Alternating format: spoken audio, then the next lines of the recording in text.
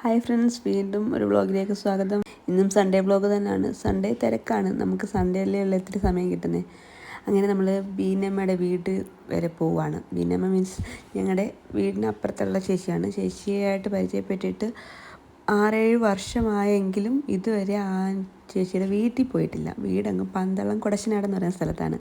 ഇന്ന് അവിടെ വരെ പോകാമെന്ന് വെച്ചു. രാവിലെ ഇറങ്ങിയാലേ വെയിലിന് മുമ്പ് തിരികെ വരാമല്ലോ.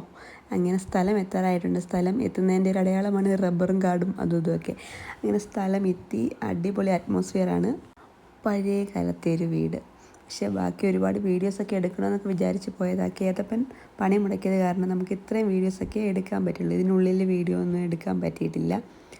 പണ്ടത്തെ ഒരു മലമുകൾ ഒരുപാട് മലമുകളല്ല, എന്നാലും ഒരു മലമുകളിലെ വീടാണ്. വീട്ടുപേര് തന്നെ മുകളിൽ എന്നാണ്.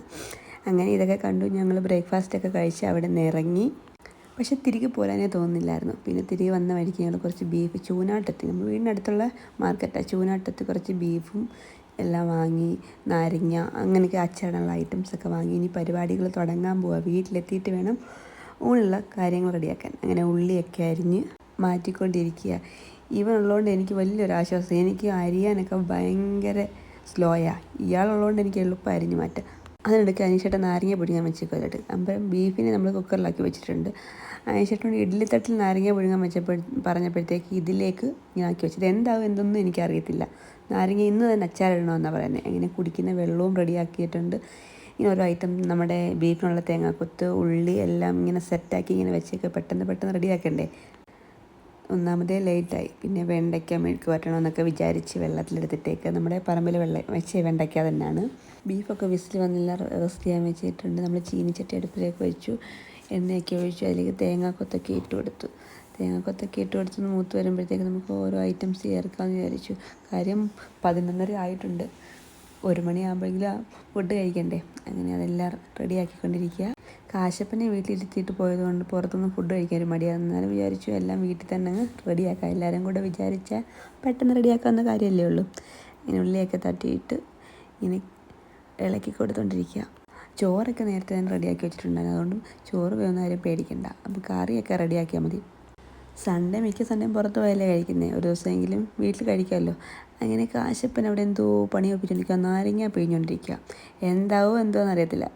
ഞാനവിടെ ഇഞ്ചിയും വെളുത്തുള്ളിയൊക്കെ ഇങ്ങനെ ഇടിച്ച്, എനിക്ക് ഈ മിക്സിയിൽ ചതച്ചെടുക്കുന്നതിന് നല്ലത് ഇങ്ങനെ കല്ലിൽ ചതച്ചെടുക്കുന്നതാണ് ഇഷ്ടം.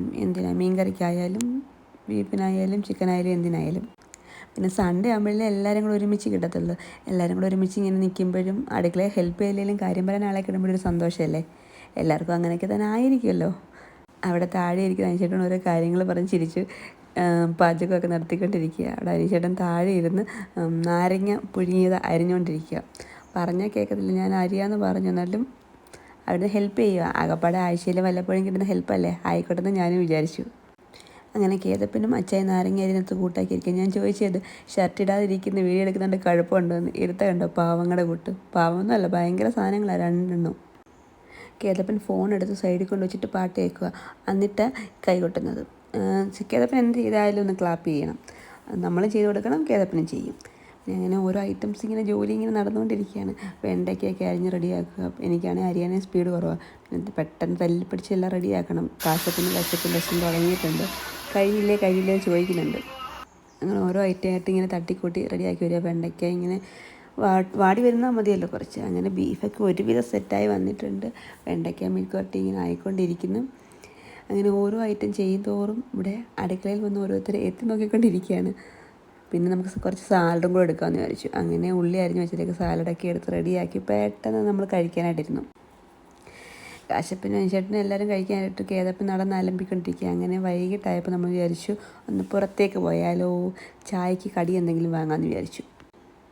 അങ്ങനെ വയനകം വരുമ്പോൾ ചായക്കടയിൽ പോയി പരിപ്പ് വടയും പഴംപൊരിയും വാങ്ങണമെന്ന് പറഞ്ഞ് പോയതാണ്. പക്ഷേ അവിടെ ചെന്നപ്പോൾ കട അടച്ചിട്ടേക്കുന്നു. പിന്നെ ഒരു ബേക്കറി കയറി മിച്ചറും ബിസ്ക്കറ്റും ഒക്കെ വാങ്ങി. പിന്നെ അങ്ങനെ നോക്കിയപ്പോൾ പപ്സ് ഇരിക്കുന്നുണ്ട്. പപ്സും വാങ്ങി. ഞാൻ വിചാരിച്ചു പഴംപൊരിയും ബീഫും കൂടെ കഴിക്കാമെന്ന് പറഞ്ഞ് പോയതാണ്. എല്ലാം ചിരിപ്പ്. അങ്ങനെ എല്ലാം വാങ്ങി വന്നു.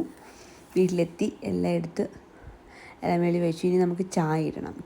സൺഡേ അല്ലേ, സൺഡേ ആകുമ്പോൾ എല്ലാവർക്കും കിട്ടും ചായ കുടിക്കാമല്ലോ.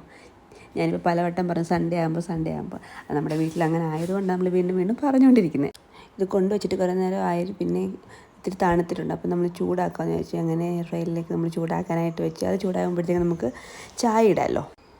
ഇത് ടൈമൊക്കെ സെറ്റ് ചെയ്ത് ചൂടാക്കാനായിട്ട് വെച്ച ശേഷം നമുക്ക് ചായ ഇടാനായിട്ടിരുന്ന് ചായ ഇങ്ങനെ തിളയ്ക്കുന്നു പാൽ തിളയ്ക്കുന്നു നോക്കി നിന്ന് അപ്പം തിളച്ചില്ല.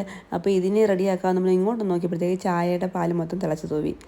പപ്സായി ചായ തിളച്ച് തൂവാൻ കാരണം, പാൽ തിളച്ച് തൂവാൻ കാരണം. അതിനെ നോക്കാൻ പോയണ്ടായി പാൽ തിളച്ച് തൂവി. ഇനി ഇതിനെ ക്ലീൻ ചെയ്യണം, അതാണ് എനിക്ക് ഏറ്റവും മടി.